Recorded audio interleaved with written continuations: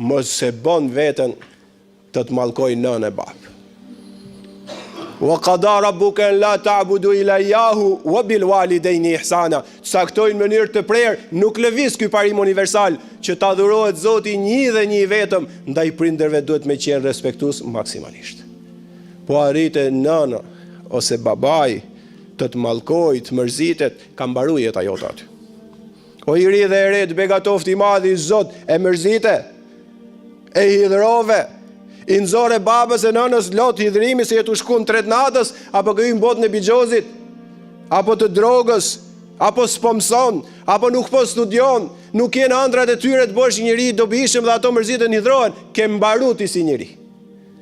Po më qofë se nëna dhe babaj nëzjerë lot gëzimi, i knaqet shpirti kur ti mëson në shkollë, kur ti në shtëpi i përqafon dhe je afër tyre me respekt, e të begatoft i madhi Zot mbrojtjen e krijuesit gjithësisë e ke me vetë. Ja ta them fundit e s'do zgjatem më.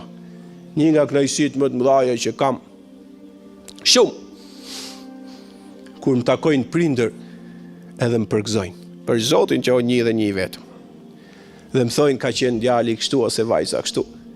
Tani vjen shpina pull duart. Vjen shpina përqafon, vjen shpina kërkon hallalin për ato që ka bërë përpara. S'dua si gjë tjetër në këtë botë. Jam shumë i kënaq kur takoj prindër që më thojnë kështu. Sepse rinia jon e ton modelin e mirë. Por ne duhet t'ja prezantojmë atë. Të jemi të fuqishëm e mos themi u shkatru njerëzia, se profeti alayhis salam ka thënë kur sot u shkatru njerëzia, ai është më i shkatrumi prej tyre. Sepse njerëzia me zor, me mall, me dashuri pret modelin pozitiv.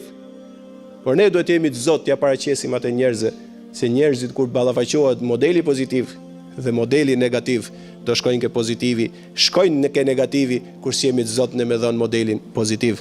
I madhi Zot na bëft jemi muslimanë ashtu siç duhet. Amin ya rabbal alamin.